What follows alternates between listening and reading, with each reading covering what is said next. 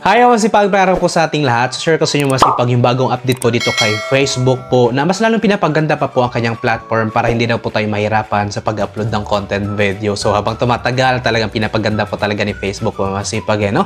So dito po ang kanyang update. We're making it easier to create videos on Facebook. So yan masipag no?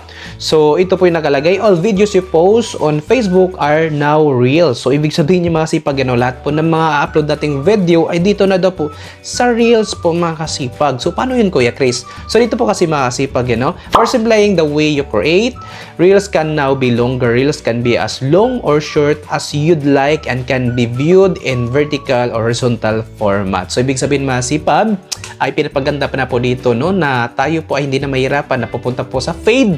Pag mahaba ang video, doon tayo sa fade po masipag na mag-upload. Pero ngayon masipag ano po iisahin na po kasi dito sa Reels po masipag pwede na po dito matanggap po na mahabang video. So ito po yung talaga pinasatupad na po ni Facebook no sa kanyang update na iisahin na po. Kaya nakikita nyo po masipag yung mga long form video nyo po masipag magugulat ka na lang po masipag habang video ito, pero pag once na ikaw po yung nanonood no, nag-scroll up, scroll down, magugulat ka na lang.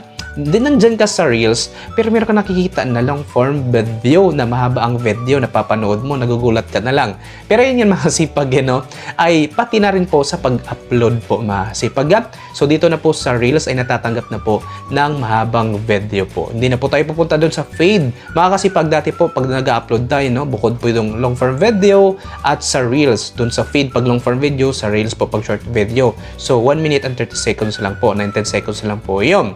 So ngayon po makasipag ay makikita na po natin pag na-upload natin yon, kung hanapin natin yung video, pag once na long form video, doon po yun sa videos.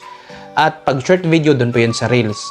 Pero ngayon makasipag lahat na lang po ng video nito ay makikita na lang po doon sa videos. Makakasipag pag naghahanap kayo ng mga video na sa videos na lang po, wala na po yung nakalagay na Reels masipag. Pero dito sa pag-upload po masipag itong bagong update ay hindi na rin po tayo pupunta doon sa fade para mag-upload ng long form video, kundi ang Reels po masipag dito na po iisahin long form video man yan o short video man yan ay natanggap na po dito sa Reels. Dito na po tayo shortcut o diretso na mag-upload pag long form video yan. At ayun na nga makasipag kahit vertical o horizontal ay okay lang, pero mas advice ko po talaga sa inyo masipag at dati pa itong sinasabi ni Facebook, pagdating dito kay Facebook, mas maganda talaga na ito po ay naka-vertical po masipag, naka-portrait 9:16. So yan yung mas maganda. Then continue to earn based on performance. Masipag kikita pa rin naman po masipag So sa pamagitan lang po ng pag-comply sa kanilang content moderation policy, partner moderation policy po, lalo po sa kanilang community standard po, community guidelines po masipag So kinakailangan pa rin po yun kasi nga mayroong mga video na in-upload natin na walang kita kasi hindi po ito pasado sa kanilang policy. Ayan dapat eligible video po masipag. So marami kasi nagugulat dyan Kuya Chris, bakit ganun? Ang haba-haba ng video at ang dami-daming views, walang earning. So baka naman hindi na comply ang video na iyan sa content moderation policy o partner moderation policy kay Facebook. Baka mabigyan ka pa dyan ng violation pag once na ito ay ma-detect na. So access, streamline insights, understand how your Reels perform with the filtering option. Ayan You can start earning money for qualified views on your eligible public Reels. Ayan na masipag So dito, Facebook has updated its approach to video content, effectively merging long-form videos and Reels into unified video experience. This means that all videos posted to Facebook will now be shared as Reels, implying content creation and consumption.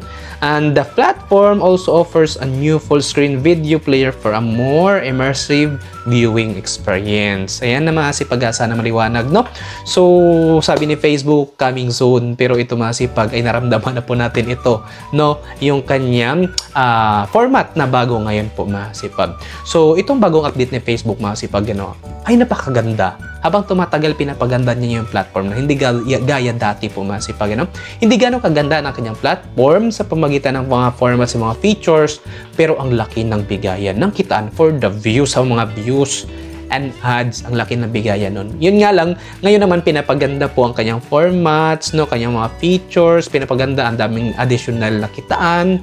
So, ang dami ng mga kategorya niya pwede natin pagkakitaan. Yun nga lang, baba naman yung bigayan sa views and ads, doon tayo umaasa. Wala naman tayo star senders. Wala namang pakialam sa atin yung iba. Walang nag-ano sa Creators Fund. Baka naman, no? Supportan nyo naman kami. Kahit man lang stars. Ayun, masipag, Pero ganun pa man masipag dito sa Facebook, ang ma-advise ko lang ay enjoy lang natin. For fun. Pero lagi kong sasabihin sa inyo para may kabuluhan ang pagko-content natin ay isipin mo yung content kung saan makapagbigay value sa mga viewers at followers. So, ang dami po makasipag makapag-educate, makapag-motivate, makapag-inspire, o for fun, stress relief po masipag. Dapat ganun po. Hindi po pwede na ang ating mga content video, nag-upload ka nga, wala namang kalaman-laman. Meron ba silang matutunan dyan? Meron ba silang mabe-benefit? Magiging masaya ba sila dyan? No? Sila ba ay talagang matutuwa? So, mga kasipag, pag once na tayo po mag-content, dapat mayroong laman, may kabuluhan naman. Para meron tayo itong patutunguhan. Malay nyo po, no? Pag once na mayroong kabuluhan, meron silang mabe-benefit, natuturuan nyo po sila, na-educate nyo po sila, makakasipag, darating at darating ang araw na ikaw ay susuportahan. Kagaya sa akin, no? Yung nang ina-upload kong video ay walang kabuluhan, simpleng sarili ko lang, lifestyle lang, wala man lang ini-enhance na voiceover, no? Na para mas ma-impress yung mga viewers, no? Wala silang ganun, walang ganun ang aking content. So, yun, wala din silang pake, no? Talagang, walang kalaman-laman, hindi tayo ma-enjoy. So, mag-i-scroll up, scroll down lang sila. So, wala silang matutunan. Pag ganun ating mga content video, ang lamya. Yan, lalo pat hindi tayo kilala at sikat. So, ilan po masipag, ang dami po natin mga skills at talent dyan, no? Na ipag-share po natin dyan, yung mga talento, knowledge natin. Huwag tayo magpapuli sa panahon ngayon.